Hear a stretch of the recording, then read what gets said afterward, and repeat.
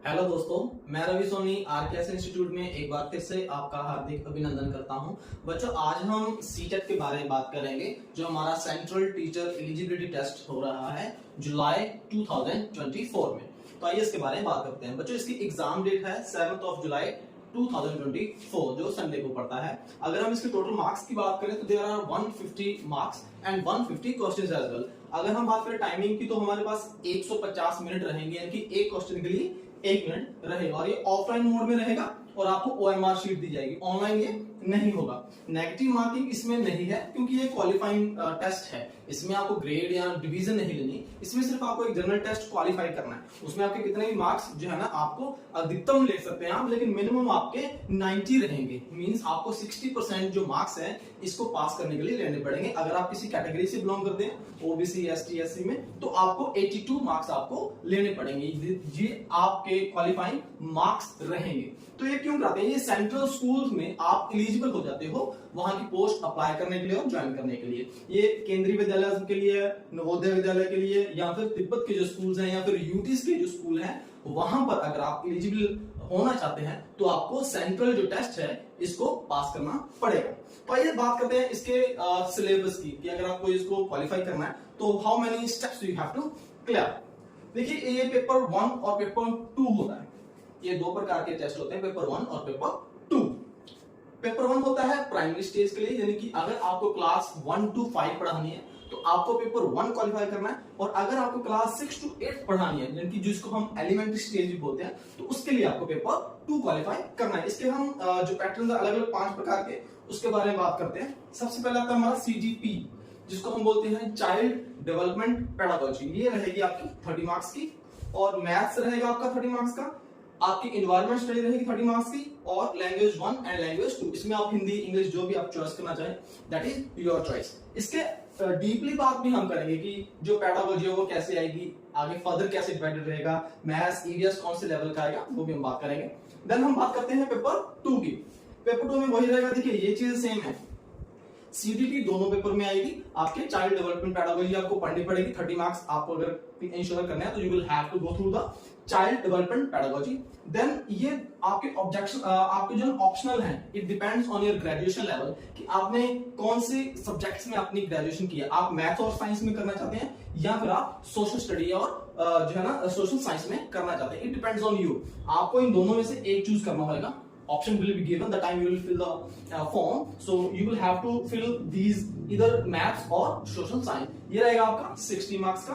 Then language 1 रहेगी 30 marks की, और लैंग्वेज 2 रहेगी 30 मार्क्स की। ये टोटल बनते हैं हमारे 150 क्वेश्चन, 150 मार्क्स रहते हैं।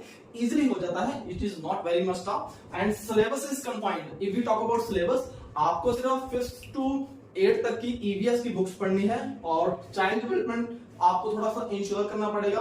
थोड़ी सी मेहनत करेंगे तो it can be cracked easily. और अगर हम इसकी बात करें वैलिडिटी की, तो पहले, आज से कुछ साल पहले, इसकी जो वैलिडिटी थी वो 7 इयर्स की थी, but now it is valid for life time. तो अगर आप एक बार इसको करते हैं तो आपको फिर इसकी दोबारा से करने की जरूरत नहीं है। तो ये एक छोटा सा ओवरव्यू था। तो अभी अगर आप फॉर्म भरते हैं तो आपको 7 जुलाई को इसका एग्जाम देना है। हमारे पास पूरे 4 महीने हैं। अगर आप तैयारी करें तो इसकी अच्छे से तैयारी हो सकती है। और इसकी लास्ट डेट है, मैं यहाँ पे लिख देना चाहता हूँ ताकि आप कंफ्यूज ना हो।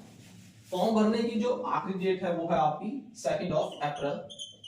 और अगर आप अपने फॉर्म फिलिंग में कहीं पर इंप्रूव करना चाहते हैं, फॉर एग्जांपल कहीं पे आपने कुछ कॉलम गलत भर दिए, तो आप इसकी करेक्शन भी कर सकते हैं, जिसकी डेट है 8 अप्रैल टू 12 अप्रैल।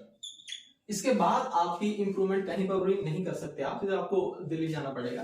तो ये जो है ना, थोड़ा सा क्राइटेरिया मैं आपके साथ शेयर करना चाहता था। इसके अलावा मेरी थोड़ी सी आपसे ये रिक्वेस्ट रहेगी कि जब आप फॉर्म फिल कर रहे हो तो आप बड़े ही ध्यान से अपना भरें। जैसे जो लैंग्वेजेस हैं ये वाली, तो ये बड़े ध्यान से भरिए आप। अगर आप अपनी फर्स्ट लैंग्वेज हिंदी भरते हैं तो थोड़ा सा इजी हो जाता है आपको ये टेस्ट क्रैक करना, क्योंकि जो लैंग्वेज है, कई बार क्या होता है कि इंग्लिश लैंग्वेज में इतनी ज्यादा कमांड नहीं होती, हिंदी में हमारी थोड़ी सी ज्यादा कमांड रहती है कंपैरेटिवली इंग्लिश के।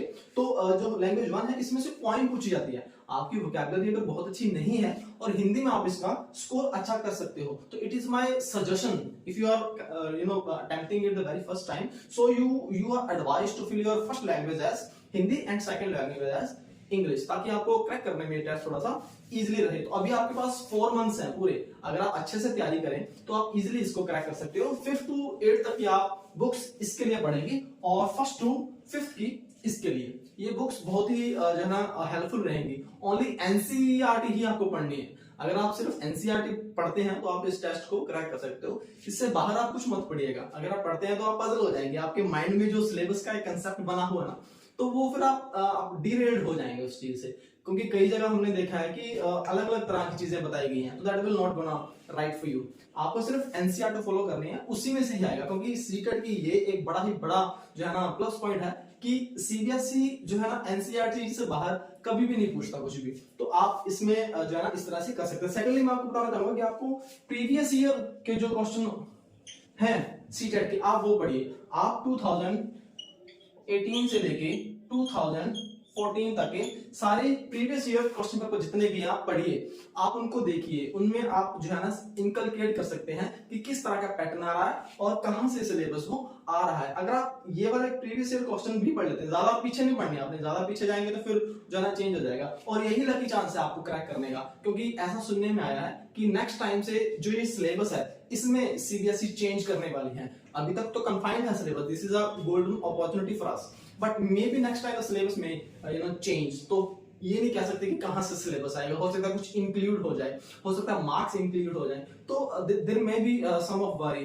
तो दिस इज गोल्डन अपॉर्चुनिटी, आप सबको ये चीज करनी चाहिए। क्योंकि बहुत से स्टूडेंट्स का फेल होने का कारण ही ये था कि उनको सिलेबस पता नहीं था, सिलेबस कंफर्म नहीं था, और सिलेबस यहाँ पे पूरा की तरह कन्फाइंड है। इसके अलावा मैं बताना चाहता हूं कि रोड लर्निंग बिल्कुल भी नहीं चलेगी। आपके सारे कंसेप्ट क्लियर होने चाहिए, जो ये चाइल्ड पेडागोजी है, मैथ्स में, ईवीएस में, लैंग्वेज में, ये सारे कंसेप्ट क्लियर होने चाहिए। अगर आपका कंसेप्ट क्लियर है then only you can crack this test. Otherwise rote learning से ज्यादा लंबी आप जो है ना कर नहीं पाएंगे, स्कोर नहीं कर पाएंगे जितना हमारा मिनिमम जो है ना रिक्वायरमेंट है। तो आपको ये चीज पैटर्न फॉलो करना चाहिए। इसके अलावा मैं बताना चाहता हूं, अगर आप बीए परस्यू कर रहे हैं, यानी आप अभी पढ़ रहे हैं, तभी आप इसका टेस्ट दे सकते हैं। ऐसा पहले जो होता था कि हमें फिल करना पड़ता था कि आपने कहां से ग्रेजुएशन की है, कहां से +2 किया है, तो ऐसा अब नहीं है। अगर आप पढ़ भी रहे हैं तभी आप सीटेट का फॉर्म जो है वो भर सकते हैं, आप एलिजिबल हो सकते हैं उसके लिए। आप अदर्स पे टिक कर दीजिएगा। अगर आपको कॉलेज पूछते हैं या आपसे परसेंटेज पूछते हैं तो आप अदर पे टिक कीजिए और आप इसको टेस्ट को आप दे सकते हैं इजीली। देयर इज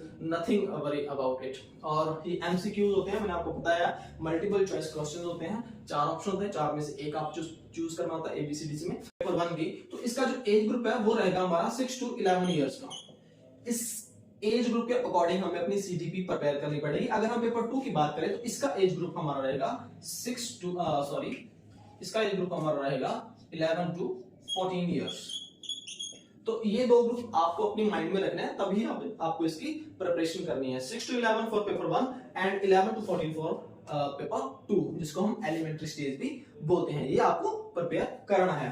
फॉर्म भरते टाइम आप अपना ईमेल आईडी और पासवर्ड और अपना कॉन्टैक्ट नंबर ये बहुत ही ध्यान से भरना है, क्योंकि आपका एडमिट कार्ड जो आपकी ईमेल आईडी पर ही आएगा। That must be valid and active. So this is all the suggestions as well as your instructions. If you follow these instructions, definitely you will crack this test, and I wish all you a very good luck for CTET जुलाई 2024। और इसको हम next videos में सारे pattern discuss भी करेंगे। Child development, math, EVS, language 1 and 2 सारे हम इसमें स्टेप बाय स्टेप जो है ना वो हम डिस्कस करेंगे। तो students, good luck for the CTET July 2024। Thank you, thanks a lot for watching my video. जय हिंद, जय भारत।